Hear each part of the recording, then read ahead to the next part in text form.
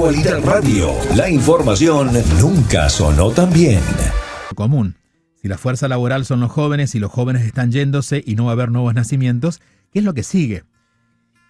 Quizás es posible, y por eso hemos invitado a los especialistas que nos van a acompañar hoy, cuando mirábamos hacia adelante y decíamos, bueno, el problema de Cuba es el gobierno. Detrás del gobierno el problema de Cuba son los muchos problemas de Cuba. Por ejemplo, esta población cada día en declive en todos los aspectos, sobre todo a nivel productivo. Cuando miramos que no solamente hay cortes de electricidad, sino que el sistema eléctrico está vencido. A ver, ¿dónde podemos pensar que el país puede en algún punto, o al menos, no digo mejorar, pero por lo menos sostenerse? Esta noche hemos invitado a quien han escuchado en alguna oportunidad aquí durante el día, a Miguel Alejandro Ayes, que es economista, y en un momento vamos a estar conversando con Roberto Echevarría, que es director de Cubanet. Va a conectarse en un momento nada más. Miguel Alejandro, ¿cómo estás? Hola, ¿qué tal? Un gusto estar acá. Igualmente. Bueno, tú has vivido en Cuba, o sea, has crecido en Cuba, sí. Es decir, que sabes de lo que hablamos, eres economista y ahora puedes mirarlo desde aquí. Esa mezcla de perspectivas hace que tu opinión sea muy valiosa, así que quisiéramos escucharte. Sobre la crisis económica, el tema de envejecimiento, que bueno, es lo mismo, pero abrí todas las puertas porque creo que todas van al mismo lugar, ¿no? Pues bueno, yo a creo un que futuro impredecible. Para comenzar, yo creo que el principal problema que tenemos los cubanos desde el punto de vista del cambio, porque al final todo análisis, lo que debe mirar es al cambio, ¿no? Nosotros, los analistas, los activistas, el ciudadano común, no habla por hablar, sino que al final lo que estamos deseando es un cambio. Desde ese punto de vista, creo que hay un problema increíble en Cuba, que es generar el convencimiento todavía en muchos grupos de que el sistema no resiste. O sea, todavía la conciencia intelectual de la cubanidad se proyecta. Hablo de académicos, los eventos académicos en las aulas universitarias. Todavía se hacen congresos, estos típicos eventos anuales de centros de investigación, donde se habla de la reforma, de la posibilidad de una reforma económica en Cuba. Y esto la importancia que tiene es que con quien se mezcla directamente la élite comunista que dirige el país es con ese grupo académico. Es decir, le está haciendo más caso a grupos de especialistas, académicos, intelectuales, que no a los cubanos que están en las calles. Esto se resume en que increíblemente, a pesar de que el sistema cubano está económicamente colapsado, todavía hay que insistir aún más desde el punto de vista de la comunicación en hechos que demuestren que el sistema está colapsado. Insisto, parece casi irracional, pero se ve todos los días cuando el discurso más preparado, por así decirlo, todavía insiste en la posibilidad de cambios dentro de la empresa estatal socialista, cambios en el sistema legal, algunas modificaciones en el incipiente y reprimido sector privado, como si eso fuera a llevar el país a algún lugar. Por supuesto, ya estos problemas más casi de base, ¿no? Para la economía clásica hay dos variables claves: dinero, o sea, capital, fondo de inversión, como le quieras llamar, aunque no sea lo mismo, es decir, el dinero para invertir, y la fuerza de trabajo, el trabajador, los obreros, empleados. Y esta realidad de la demografía cubana es un problema terrible y ni siquiera está dentro del debate público en los marcos del oficialismo.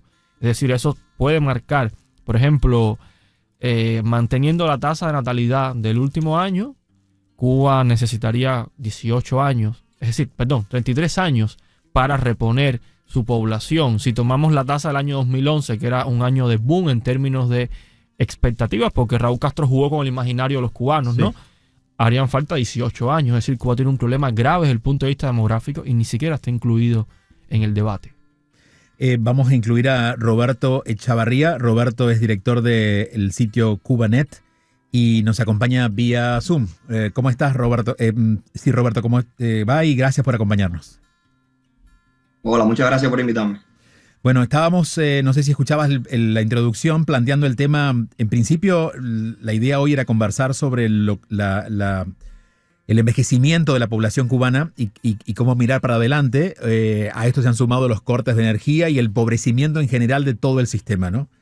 Y en principio escucharte a ver cuál es la posición. Ustedes que están tan al pendiente de la realidad cotidiana, que es lo que hacen ustedes en el sitio web.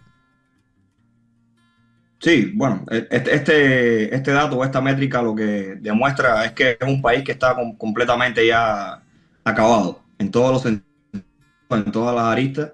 Es un país del cual todos están escapando. Quienes pueden escapar principalmente, por supuesto, son los jóvenes, y por eso se ve esa diferencia en cuanto a grupos etarios. Van quedando las personas los adultos mayores que no tienen esa capacidad económica ni tampoco la energía o las posibilidades de emprender un nuevo camino, una vida nueva en el extranjero, pero sí los jóvenes, sea con dinero de algún familiar o con propios recursos, pues vendiendo una vivienda o con los pocos fondos que puedan reunir trabajando en el mercado negro o en negocios particulares, se aventuran a recorridos que ya conocemos a través de países, cruzando fronteras, usando peligrosamente coyotes, pero para ellos ese riesgo es más esperanzador y les brinda una posibilidad de futuro mayor que la que se puede encontrar hoy día en Cuba. Y eso es lo que pasa con Cuba, que es un país que no brinda ningún futuro a ninguna generación.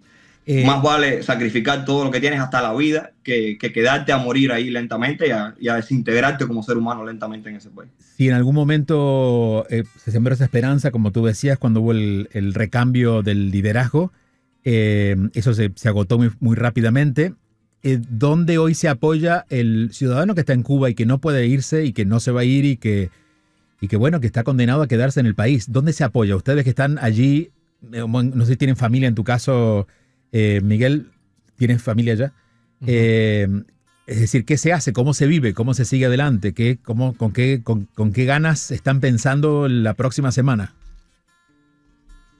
Casi que no se puede vivir, principalmente se vive por la ayuda de los familiares en el extranjero, y quien no tiene alguna familia, que también es una parte importante de la población, pues sobrevive con apenas unos pesos que pueda resolver con alguna jubilación en el caso de los ancianos, o algún trabajo que pueda hacer para el Estado que le brinde un dinero mínimo para poder comer. A veces hasta dentro de 2 días haces una sola comida o pasas 2 días sin comer. Bueno, es que es un nivel tan paupérrimo de existencia que ya ni energía eléctrica, ni agua, ni... Lo último que falta es ya que la gente se muera de hambre. Eso es lo último que falta y vendrá. Si las cosas siguen como van, veremos en las noticias a los cubanos literalmente muriéndose de hambre. Eso va a pasar. ¿Cómo busca dinero un joven cubano? Sí, bueno, antes de caer ahí, quizás para darle un poco de cifras, ¿no? Sí. A esa realidad que comentaba Roberto. Bueno, recientemente terminé una pequeña investigación, un trabajo con datos, ¿no? Que bueno, iba a salir en Radio Martí, sabemos que ya no está al aire. Y según los datos que recopilé y demás, el costo de la vida en Cuba, por ejemplo, para un pensionado, una pensión cubana de un adulto mayor cubre el 2.8% de las necesidades básicas de esa persona. En Cuba los salarios tienen que multiplicarse por entre 10 y 15 veces para poder cubrir el costo de la vida.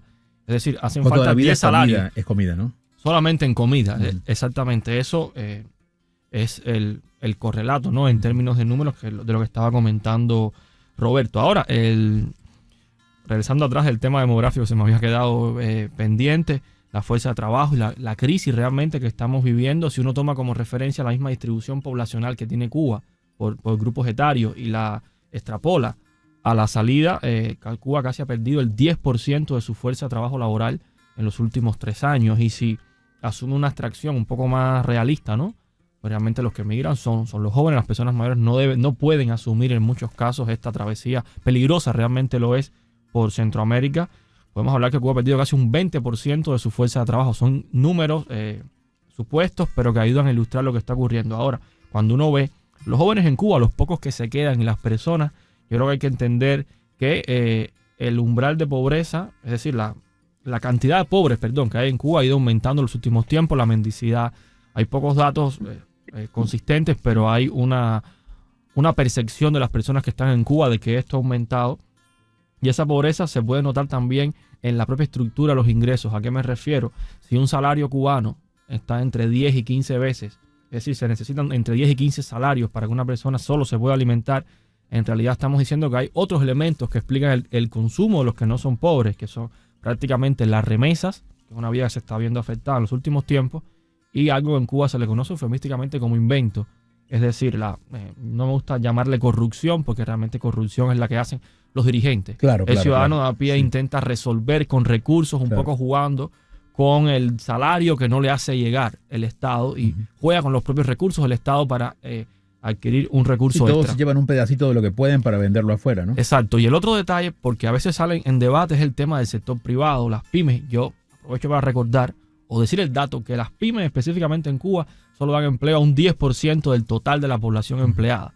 Es decir, esa pyme de la cual tanto se habla, que genera tanto debate, en realidad es insignificante en términos de empleo. Y a su vez una pyme puede ser cualquier persona que venda algo, o sea que tampoco significa que hay una producción de empleo, una producción que genere empleo, sino no, eso es un cuentapropista, que sí es una figura cualquier persona mucho más amplia, pero el empresario privado que tenga 2, 3, 4, 10, 20 trabajadores solo aporta el 10% de todo el empleo en Cuba. Así que la vía de la pyme, que es algo que a veces el imaginario produce, realmente no es fuente significativa de buenos ingresos, en tanto le da empleo a pocas personas. Claro. Roberto, ¿cuán alerta o cuánta urgencia puede tener el gobierno en resolver esto? O digamos que la empatía no ha sido la mayor característica de esa dictadura. O realmente, porque digo, no han salido como soluciones realmente, o no les han salido bien las soluciones que hayan sido efectivas. Y las sensaciones que se les va de las manos el país. Pero no sé si también es parte de una estrategia, ¿sabes? De lo maquiavélico que a veces pueden ser. Bueno, de lo maquiavélicos que son y han sido durante más de 60 años. Ellos siempre van a velar por sus propios intereses, nunca por los del pueblo. Desde que triunfó el régimen de Castro han vivido de mecenazgo. Primero la Unión Soviética, luego Venezuela. Ahora están buscando un nuevo mecenas, pero ellos saben que mientras van buscando ese nuevo mecenas, tienen un aparato represivo muy poderoso, porque si algún dinero entra, sea de Rusia, sea de China o de donde sea, ese dinero se invierte primero en el aparato represivo. Es un aparato represivo que está al día. Todos los policías y todos los soldados y todos los agentes del MININ, todos comen, todos tienen sus autos al día, con gasolina, con petróleo. Entonces, en el momento en el que el pueblo cubano, ese pueblo hambriento, desprovisto, que no tiene armas, que no tiene nada, sale a protestar, va a ser reprimido. Ellos tienen ese colchón y entonces están tranquilos en que el momento en que el cubano vaya a protestar, van a reprimirlo y mientras tanto siguen buscando esa solución que les permita sobrevivir al pueblo y ellos seguir dándose los lujos y la vida de lujo que se dan. No les interesa más nada. Miguel, ¿de dónde viene el dinero que sirve para mantener el globo inflado, semi-inflado en este momento? Bueno, ahí hay un tema bastante amplio, pero las principales fuentes de divisa del régimen cubano están asociadas sobre todo a la exportación de servicios. Ahora, dentro de la exportación de servicios, la que destaca es la del turismo, pero yo siempre hago énfasis en otra, que es la fuente limpia. ¿Por qué digo fuente limpia? El turismo se contabiliza como exportación de servicios, claramente, pero es un sector poco rentable. Según estimaciones, que igual tienen mucho sentido desde el punto de vista de la realidad, lo que uno ve, alrededor de 90 centavos de los dólares que se ingresan asociados al turismo son costos de importación. Sin embargo, existen las remesas. Las remesas es el ingreso limpio. ¿Por qué? Porque se envía, ¿no? Se recibe y listo. ¿Qué tienen que invertir? Digamos unos pesos cubanos para los empleados por la parte cubana de Western Union, los empleados de la banca. Es decir, es muy básico. Ese es un ingreso limpio y de ahí sale parte del dinero de la represión. Y lo otro, que bueno, un poco para mezclarlo, es que hasta el año pasado el régimen cubano tenía la capacidad económica de financiar todas sus importaciones. Es decir, las exportaciones en total eran mayor que las importaciones. Por tanto, se puede decir en cierta medida, ¿no?, que el dinero obtenido de la remesa, que es bastante limpio en términos de rentabilidad, se podía destinar libremente a todos los proyectos, evidentemente los negocios de la élite, la construcción de hoteles, que según los datos disponibles es más de 20.000 millones de dólares invertidos. Se acaba de inaugurar un hotel muy grande en La Habana en esta semana. Exactamente. Y por supuesto la represión, ¿no? Hay que también financiar la represión. Entonces el dinero sale sobre todo de ahí. Es decir, tienen exportaciones suficientes para cubrir la importación de alimentos y le queda la remesa como un plus. Eso es algo que se puede constatar a partir de los datos del sistema de cuentas nacionales cubano. O sea, no es una especulación, son los propios datos oficiales. Cuando se leen, es esa la realidad que están mostrando. Cuando dices importación de alimentos, de todas maneras son alimentos o que no llegan o que no alcanzan, porque Sí, exactamente, que eso es una de las claves. Si destinaran, es decir, alcanza para lo poquito que hacen. Claro, en realidad, si destinaran el dinero de la remesa realmente a crear oferta de bienes de primera necesidad, no tendrían dinero disponible para quizás financiar todos los proyectos hoteleros y los proyectos de represión. Y cuando digo proyectos de represión me refiero a que el aparato represivo cubano está muy modernizado. Quienes vivimos el 11 de julio en primera persona vimos equipos que parecían de las películas, como decimos en Cuba. Es decir, eran instrumentos muy modernos. Además, se sabe, hay registros de que Algunos países de Europa le han vendido a Cuba equipos de represión de avanzada. Hablo de estos típicos tanques que disparan agua, estos trajes antimotines modernos con cámaras, que fue lo que utilizaron después para identificar a muchos de los manifestantes. Roberto, la relación de este matrimonio entre Venezuela y Cuba, ¿en qué situación está en este momento? Pensando en quienes podrían ayudarles, ¿no?, a tirarles una mano.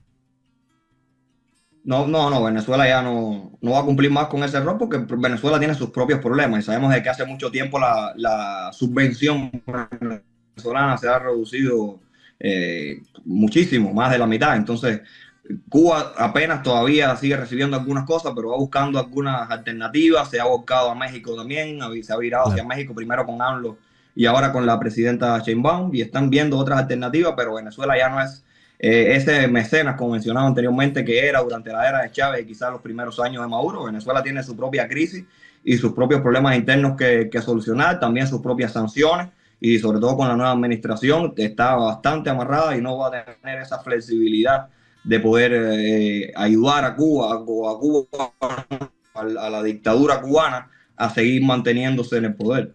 ¿Por dónde llegaría ahora la ayuda, Miguel? Mira, yo creo que aquí hay un cambio de patrón, de paradigma. Yo creo que y se puede sostener con la evidencia, ¿no?, lo que ha ocurrido. Yo creo que el régimen cubano, sobre todo después del viraje a Raúl Castro, y esto no es una apología a Fidel Castro, pero hay algo que se nota de cambio, y es que descubrieron que los mínimos indispensables de gobernabilidad cambiaban. Es decir, después de 30 años con unos salarios mínimos que parecen estipendios estudiantiles, yo creo que ya comprendieron que no necesitan que en Cuba haya un buen salario para que la gente no tome las calles, no necesitan que en Cuba haya electricidad para que la gente no tome las calles. Creo que descubrieron que el umbral de dolor está muy, muy abajo y que el pueblo cubano, y esto no es una crítica al pueblo cubano, es la realidad, es capaz de resistir mucho más de lo que ellos pensaban. Esto quiere decir que ese modelo donde se necesita una alta dosis de subsidios por parte de potencias extranjeras o incluso Venezuela, ya no es necesario ni siquiera para la supervivencia. Ellos han ido evolucionando, y al menos eso es lo que dice la evidencia, a un modelo donde hay una pobreza muy generalizada. Los datos independientes lo demuestran, una élite, una oligarquía comunista militar, y después un segundo anillo de sectores, pequeños empresarios privados, siempre enchufados al poder, y que eso hace que el sistema se sostenga. Es decir, descubrieron que el igualitarismo lo podían sustituir por una altísima desigualdad, sostener el discurso de igualitarismo y que el sistema sobreviva. Entonces ya no es necesario un gran subsidio de nadie, solo una protección de una potencia extranjera, como puede ser el caso de la combinación de Rusia con China, y un sistema de alianzas internacionales con grandes poderes económicos. Por ejemplo, la empresa Bouygues Batimón, que es la gran constructora de todos los hoteles en Cuba, el grupo Mutu de hoteles, que es el gestor, por ejemplo, de esta nueva tienda, la famosa tienda nueva en dólares que está ubicado en un hotel, es un hotel de esa cadena, y son poderes económicos, grandes instituciones económicas, desde el punto de vista de la capacidad que tienen, que le garantizan posiciones políticas de países con Cuba. Es decir, han ido evolucionando a un modelo de alianzas estratégicas y que el pueblo cubano desaparezca, que además, cuando yo desaparezca me refiero a la pobreza, y que además ya está la experiencia, por ejemplo, de Corea del Norte, que ha ido evolucionando del estado paternalista, simplemente que cada cual resuelva como pueda, y como tienen un aparato represivo funcional, pues simplemente se sostiene. O sea, se han hecho más eficientes en términos de maldad. Claro. Necesitan menos dinero total para poder seguir gobernando en Cuba. Considerando eso, tienen aire para seguir inventando otro cuento y seguir en el poder, ¿no? Digo, difícilmente ahorcar un animal que encuentra su manera de supervivencia. Sí, lo que digo es triste, ¿no? Pero se parece a la realidad. Después de más de un día entero de apagón, sale el presidente designado y dice que gracias al pueblo por resistir, que casi que es una manera de decir gracias por no salir a protestar, gracias por tener miedo. Y creo que lo descubrieron hace mucho tiempo, que eso funciona. Entonces sí, el futuro va por la continuidad, que es la palabra que les gusta a ellos, de esa práctica de pobreza generalizada, por un lado con bolsones de riqueza y de bienestar para un grupo muy reducido que vive al margen. Esto que estoy diciendo se sostiene con lo que vemos todos los días de La Habana cayéndose versus el nieto de Fidel Castro, Raúl Castro, con su vida ostentosa. Roberto, ¿cómo lo ves? Sí, definitivamente. Y yo pienso que también, aun cuando ellos están tranquilos, entre comillas, porque efectivamente la cuenta de los biles, como decimos acá, ya es mucho más reducido, es más barato para ellos mantener, digamos, el país y mantener a la gente en control. Siempre van a buscar tener una cierta tranquilidad y por eso están moviéndose activamente en el escenario internacional para buscar aliados.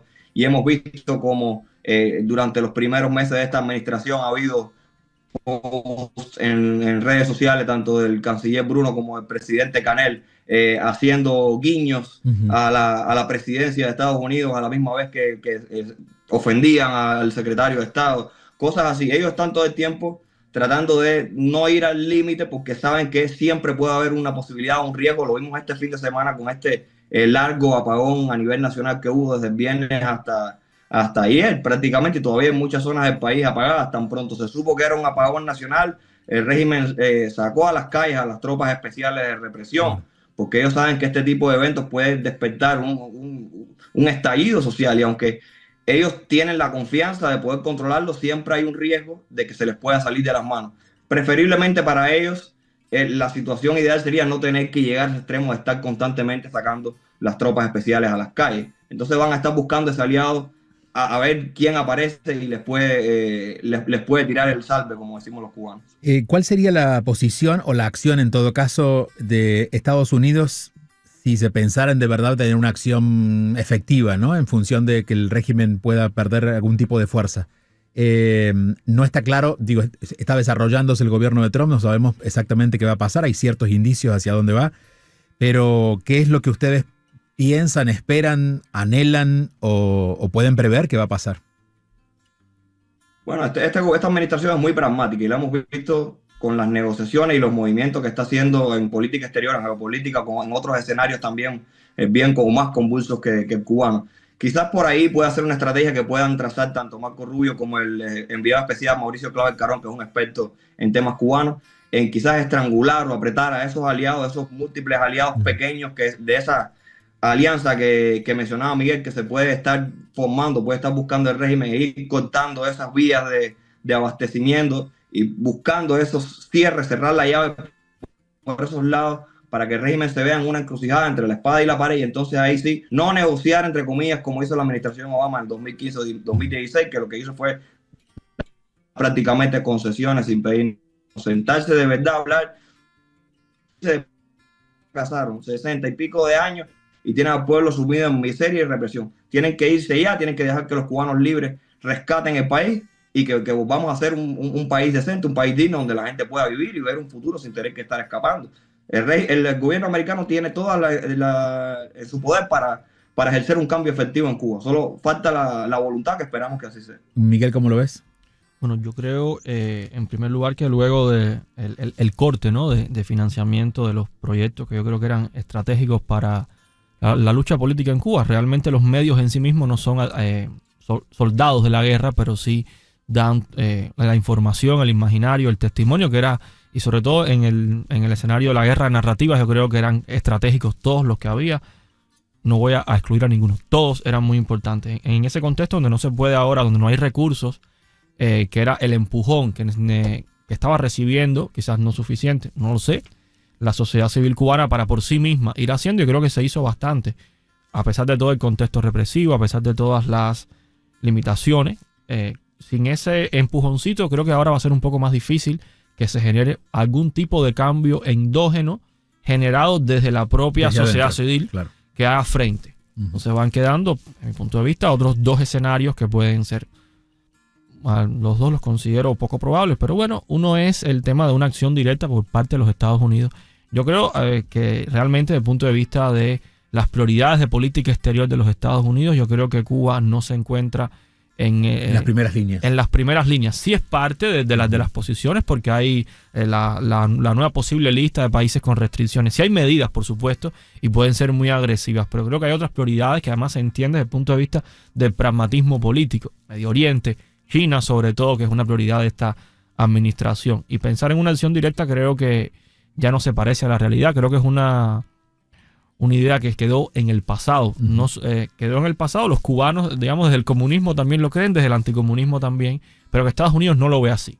Incluso no es la situación que puede generarse de tensión con Panamá, por ejemplo, Por una sencilla razón, los intereses económicos con Cuba son a futuro. O sea, no es algo que está funcionando como el Canal de Panamá. Y Cuba es un país que necesita un proceso de saneamiento. En un contexto de una administración que está buscando recortar gastos, Cuba es un gasto. Sería una inversión, por supuesto, a largo plazo. Claro. Pero ahora mismo Cuba necesita un proceso de saneamiento muy, muy costoso. Lo otro que va quedando pensando en un cambio es la implosión del sistema, pensando en que las propias debilidades del liderazgo... Esto que está pasando, ¿no? Que caminen como llevan caminando los últimos 2 años, que quien lo analiza con detenimiento notará que hay mucha sincronía entre los diferentes grupos de poder. No es que se están matando entre ellos, es que evidentemente ya no marchan bajo un liderazgo unificado. Eso quizás en un debilitamiento puede generar algún proceso de implosión o incluso la combinación de eso con algún tipo de política de Estados Unidos, porque por ejemplo debe haber en los grupos de poder generales, coroneles de la inteligencia cubana, personas que ven la posibilidad real de un acercamiento a Estados Unidos. Debe haber otros que estén apostando por un modelo más hacia China, hacia Vietnam. Esa diversidad ante la ausencia de un líder puede forzar un poco algún tipo de proceso empujado también desde afuera. Roberto, aprovecho a preguntarte a ti porque está en los temas del día la pausa que le han puesto a Radio Televisión Martí. De hecho, dejó de transmitir ya oficialmente durante el día de hoy. No se sabe qué va a pasar, pero de todas maneras te lo pregunto porque ustedes están cumpliendo un rol que en los años 80, cuando se inició Radio Televisión Martí, no era posible, ¿no? Y era que en Cuba se pudieran informar de algo diferente a lo que decía el régimen. Hoy en día hay muchas posibilidades. ¿Cómo lo ven ustedes desde un medio privado y desde la noticia cubana lo que está ocurriendo? Porque también tienen muchas perspectivas, pero quisiera conocer tu opinión desde la que quieras compartir. Bueno, es por supuesto un hecho muy triste y lamentable.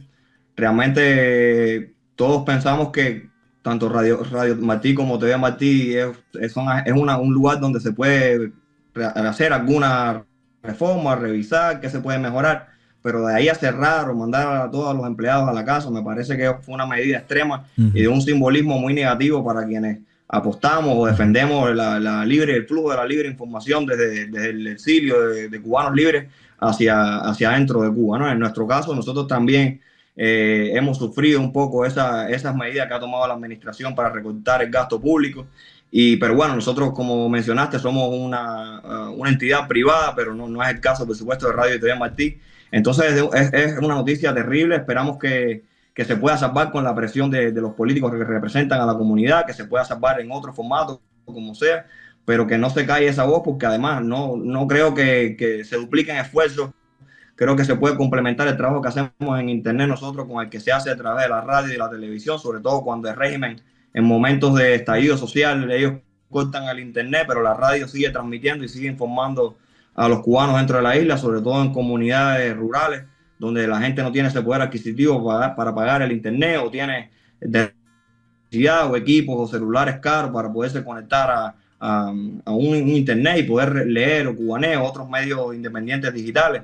Creo que, por supuesto, el régimen hoy ha estado celebrando durante el fin de semana esta medida y bueno, yo creo que todavía no ha acabado. Esperemos a ver en qué termina todo. Quizás se reforma y bueno, logra salvarse el propósito de la agencia, pero realmente no tiene buena pinta. Miguel. Bueno, voy a continuar la idea de Roberto, no solo el impacto simbólico, ¿no? Que creo que... Sí, que es donde más pegó. Pero también el impacto real. Yo creo que la propaganda del régimen cubano, en el caso específico de Martí, es que no lo escucha nadie. Pero es muy extraño que hay un medio de comunicación que todo el mundo conoce. Claro. Y nadie escucha. Y en mi caso personal, que fui colaborador de Martí casi un año, tuve mucha retroalimentación de cubanos en Cuba. Nunca de nadie de acá de Miami, pero sí de muchos cubanos en Cuba, o que alguien me comentaba que su abuela en Cuba, su papá estaba escuchando, sobre todo en el interior del país. Yo realmente en Cuba nunca conocí a nadie que fuera parte de la audiencia típica de Martí, pero estando acá sí tuve... Claro, eso me decía, no en La Habana, pero en todo el interior era muy fuerte. Exactamente. Entonces, eso es por un lado. Lo otro es el tema del papel que juegan estos medios. Yo comentaba al inicio y voy a volver con la idea de que el régimen cubano tiene un gran aparato de propaganda. O sea, no hablo solo de la prensa oficial y de prensa latina, que es como una especie de medio internacional. Tiene una red, sobre todo a través de sus embajadas, y sí destina mucho dinero y domina todavía en muchos escenarios la narrativa. Y estos medios independientes, que además sí eran leídos, es decir, sí tenían una audiencia, teniendo en cuenta la cantidad de población cubana, la disponibilidad de internet que tiene el cubano, tenían muy buena audiencia y eran parte de la manera de reflejar y de construir un relato diferente con otra realidad. Por ejemplo, una vez, esto es no quería hacer una anécdota, pero es algo que hay que mostrar. Una vez había unos periodistas, es decir, de un medio que hace fact-checking, creo que era un medio argentino, y estaban haciendo un fact-checking a un medio cubano. Puede haber sido Cubanet, puede haber sido Diario de Cuba, y en ese medio hablaban del salario real de Cuba y lo dividían entre la tasa de cambio, la informal que opera en Cuba, que registra el toque. Y ese medio le hizo un fact-checking al medio cubano para mostrar que estaba mintiendo y calcularon con la base, con la tasa de cambio oficial que publica el régimen cubano. Está muy lejos de la Entonces, para esa guerra de narrativas, es decir, no es solo para informar al cubano, es también la referencia, porque en este mundo uno dice algo y te preguntan en el lugar serio la fuente. Y la fuente de información seria sobre Cuba son los medios independientes. Me atrevo a decir que ni siquiera la academia, en los medios independientes se hace muchas veces mucho trabajo investigativo con más rigor que en la academia, porque la academia está, lo hablamos al inicio, intoxicada en la reforma, está en jugar con la cadena y no con el mono.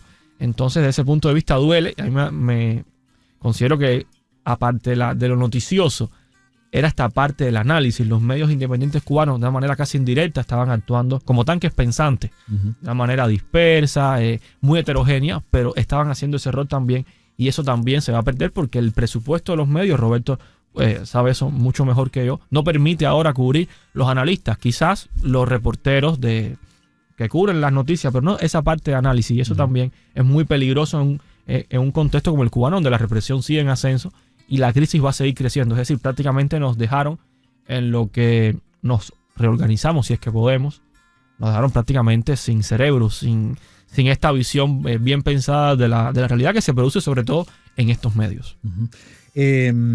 Roberto, te pregunto por este titular que acabamos de encontrar en otro medio cubano que dice: Marcos Rubio retira los fondos de Estados Unidos a Cubanet, no era de interés nacional y decidió terminarlo y rescindirlo. Te lo pregunto porque quiero hacer el fact-checking contigo. Sí, se corta porque me estoy quedando sin batería. No es que quise cortar para huir de la respuesta. No, esto es un titular de hace casi 20 días, yo diría 3 semanas atrás, que fue así. Nosotros recibimos una notificación de USAID como parte de este congelamiento de los fondos, de que estaba siendo terminado nuestro programa, pero afortunadamente 15 días después recibimos otra notificación de que el programa volvía a pasar a revisión, y bueno, estamos ahora en ese proceso de que se está revisando junto a los otros programas de otros medios independientes y organizaciones de activismo y de pro derechos humanos. También se están revisando los programas a fondo, pero yo creo que puede llegar a buen puerto. Soy bastante optimista. Ojalá así sea. Te agradecemos mucho, Roberto, por este rato. No, a ustedes, gracias por la invitación, que tengan buenas noches. Con mucho gusto. Y Miguel Alejandro Ayes, que lo tenemos, te recuperaremos para actualidad, ya que no estás en Martí entonces. Puede ser un gusto conversar con ambos acá. Muchas gracias. Miguel Alejandro Ayes, economista, y Roberto Echavarría, que es director de Cubanet.